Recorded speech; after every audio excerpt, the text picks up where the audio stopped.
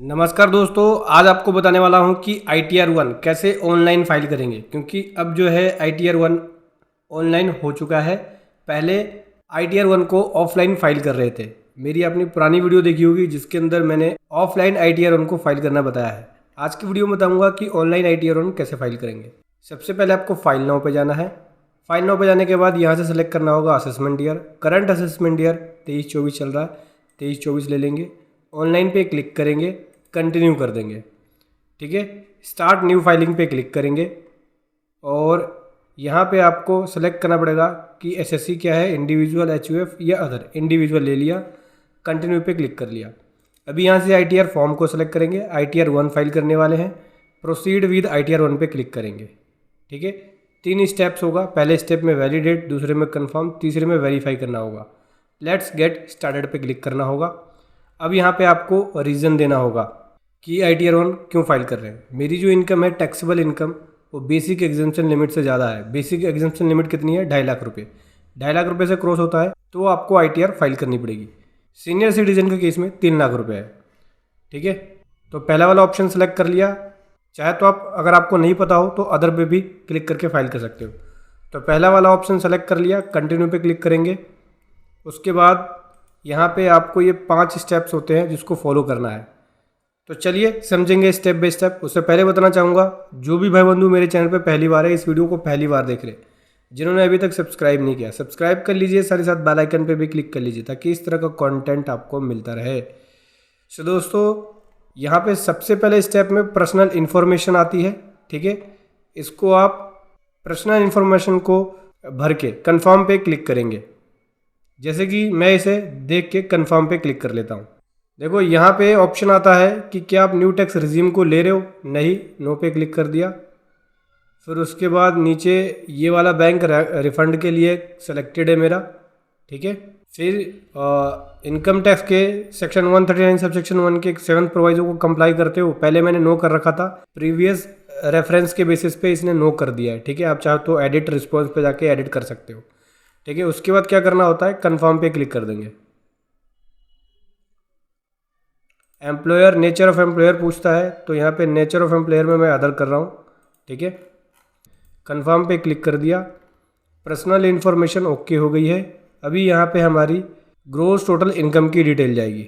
ठीक है, इस पर क्लिक करेंगे तो ITR-1 फिल कर रहा हूँ मैं, जिसमें यहाँ पे कुछ इन्फॉर्मेशन आपसे पूछेंगे। जैसे कि अगर आप एग्जामिशन क्लेम कर रहे हैं तो उसकी डिटेल येस या नो करके दे सकते हैं। ठीक है, section 10 subsection 14 close first against आप कोई एग्जामिशन क्लेम करने हैं तो उसको ले सकते हो।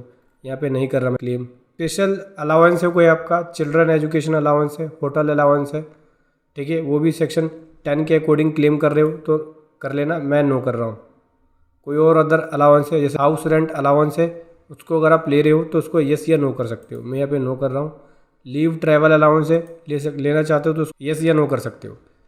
अदर कोई एग्जामिशन है सैलरी से तो उसको ले सकते हो। मैं यहाँ पे नो कर दिया, मैंने कंटिन्यू पे क्लिक कर दिया। ठीक है, अभी आते हैं, देखो ये इनकम फ्रॉम सैलरी से पूछ रहा है कि सैलरी से कितनी इनकम है। तो चलिए एडिट पे क्लिक कर लेते हैं। जो मैंने सैलरी इनकम ऑन करी है उसकी डिटेल दूंगा मैं यहाँ पे। जैसे कि मेरी जो सैलरी इनकम है, ग्रोस सैलरी, उसकी डिटेल देंगे। ठीक है, ग्रोस सैलरी के अंदर जो मेरी साल की इनकम है वो है 2,40,000 रुपये। ठीक है, ये ग्रोस सैलरी है। इसके अलावा और कोई परक्यूजिस्ट है, कोई रिटायरमेंट बेनिफिट है, उसकी डिटेल दे सकते हैं अगर कोई है तो। इस तरह की कोई रिटायरमेंट बेनिफिट नहीं है। कोई और अलाउंस है आपका तो उसकी डिटेल दे सकते हैं जो एग्जाम्प्ट हो। जैसे कि यहाँ पे ट्रैवल अलाउंस है, ठीक है, लीव अलाउंस है, और कोई अदर अलाउंस है तो उसकी डिटेल आप दे सकते हो। एनी अदर कोई अलाउंस है तो उसकी डिटेल देके आप यहाँ पे लिख सकते हो। तो मेरे पास अलाउंस नहीं है कोई, इसलिए मैं यहाँ से इसको डिलीट कर रहा हूँ। कोई अलाउंस है तो वो दे सकते हो, जो अलाउंस एग्जाम्प्ट है। ठीक है, किसके अंदर? सेक्शन 10 में जो अलाउंस एग्जाम्प्ट है उस अलाउंस की डिटेल आप दे सकते हैं। इसके लिए आप फॉर्म 16 भी देख सकते हैं, जहाँ पे अलाउंस सेक्शन 10 में एग्जाम्प्ट वाला है जो लेस हुआ है पे फॉर्म 16 के अकॉर्डिंग। तो जो नेट सैलरी हो गई 2,40,000 की हो गई। इसमें स्टैंडर्ड डायरेक्शन 50,000 का मिल जाता है। इसका मतलब जो इनकम चार्जेबल सैलरी से होगी 1,90,000 होगी। सेव पे क्लिक कर दिया। उसके बाद अगर हाउस प्रॉपर्टी से इनकम है तो उसकी डिटेल दे सकते हो। केवल एक हाउस प्रॉपर्टी से कोई इनकम होगी तो उसकी डिटेल देंगे। मल्टीपल हाउस प्रॉपर्टी से इनकम अगर बनती है तो आपको ITR फॉर्म चेंज करना पड़ेगा, ITR 2 में जाना पड़ेगा इसके लिए। अदर सोर्स से कोई इनकम है तो उसकी डिटेल दे सकते हैं। जैसे कि देख सकते हैं मेरे पास अदर सोर्स से इनकम इंटरेस्ट इनकम है जो कि बैंक डिपॉजिट का है, जो कि इसने ऑटोमेटिक उठा लिया। इसके अलावा कोई और अदर इनकम है तो ऐड अदर पे जाएंगे और यहाँ पे आप इनकम की डिटेल दे सकते हैं, कोई और अदर इनकम है तो। ठीक है, ये देखो एनी अदर है, यस पे क्लिक कर दो। अदर इनकम लिख के अमाउंट जो भी है, जैसे कि मेरे पास 10,000 की और अदर इनकम है तो यहाँ मैं अदर इनकम लिख लेता हूँ। तो जो 10,000 की मेरी अलग से अदर इनकम है वो भी ऐड हो गई। ठीक है, ये देखो, तो जो टोटल इनकम हो गई, ग्रोस टोटल इनकम, वो 2,01,719 रुपये हो गई।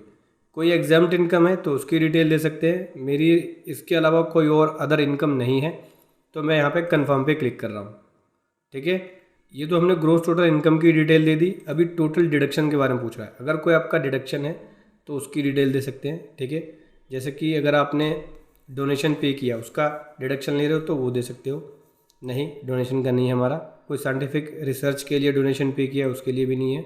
सेक्शन 80GG का कोई डिडक्शन है तो वो भी दे सकते हैं, वो नहीं है हमारे पास। ATC का डिडक्शन है तो यस कर दिया, ATC का डिडक्शन है हमारे पास।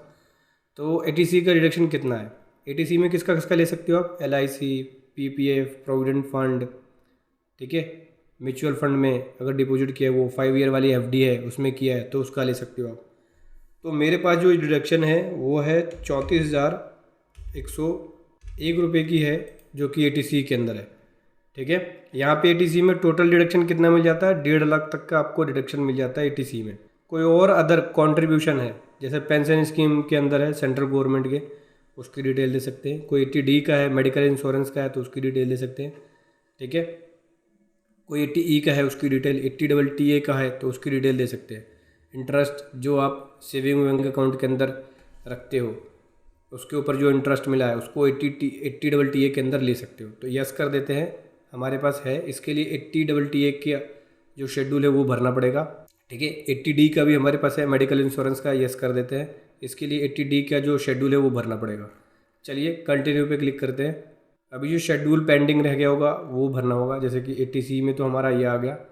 इसके अलावा बात करें तो ये देखो हेल्थ इंश्योरेंस वाला जो है, इसके अंदर हमें ये शेड्यूल्स को भरना पड़ेगा।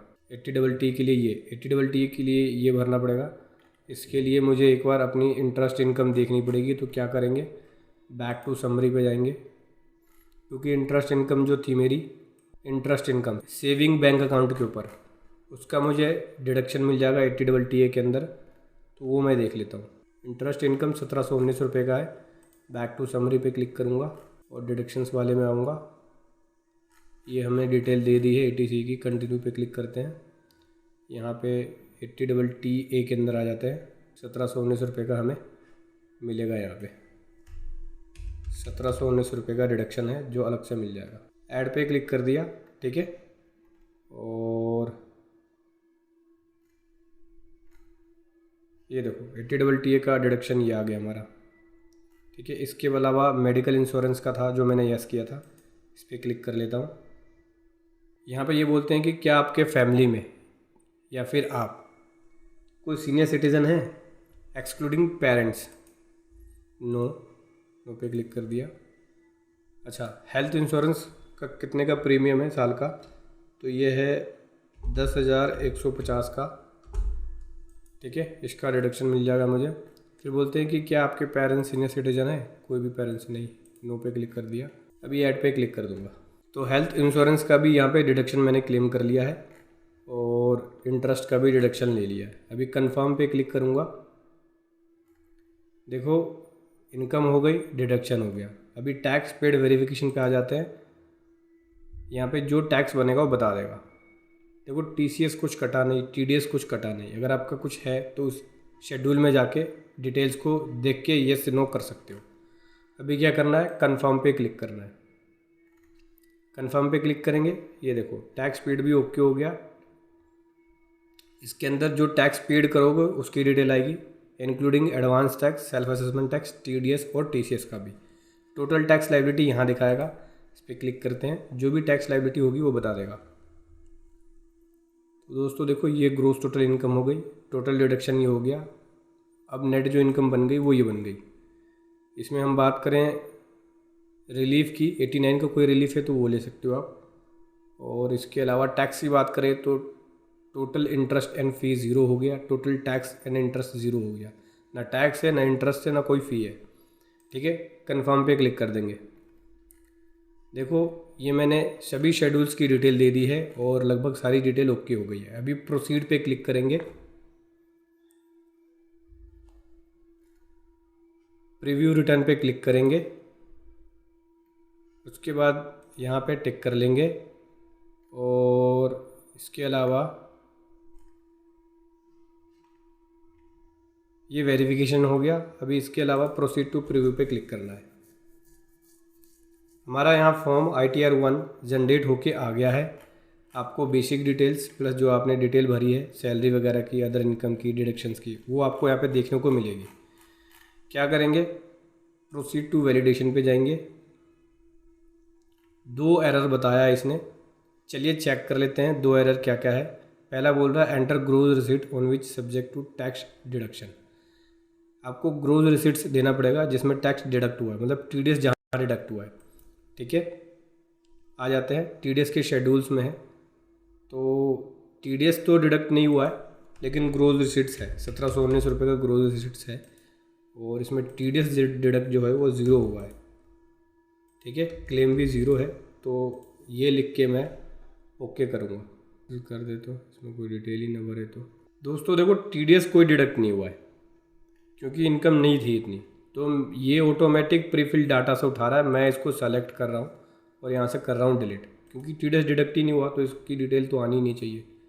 कंफर्म पे क्लिक कर देंगे, एक बार प्रोसीड पे जाएंगे और फिर से प्रीव्यू रिटर्न पे जाएंगे, देन प्रोसीड टू प्रीव्यू पे जाएंगे, उसके बाद प्रोसीड टू वैलिडेशन। देखो दोस्तों ITR 1 सक्सेसफुली वैलिडेट हो चुकी है। ठीक है, अभी प्रोसीड टू वेरिफिकेशन पे जाना होगा। ठीक है, वेरिफिकेशन के बहुत सारे ऑप्शन हैं। आप यहाँ पे E-वेरीफाई कर सकते हो आधार OTP के ज़रिए, या बैंक OTP के ज़रिए कर सकते हो, या फिर आप साइन करके CPC बेंगलुरु भी भेज सकते हो, लेकिन 30 डेज़ के अंदर आपको ये करना होगा। इस पर क्लिक करोगे और कंटिन्यू पे जाओगे तो यहाँ से आपको वेरिफिकेशन के जो E-वेरीफिकेशन है उसके मोड को सेलेक्ट करना पड़ेगा। जैसे आधार OTP कर रहे हो तो इसको सेलेक्ट करके कंटिन्यू पे क्लिक करोगे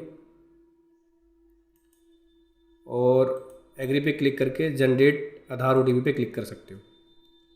फिर जो मोबाइल नंबर आधार से रजिस्टर्ड होगा उस पर OTP डालेंगे, फिर रिटर्न को सबमिट कर देंगे।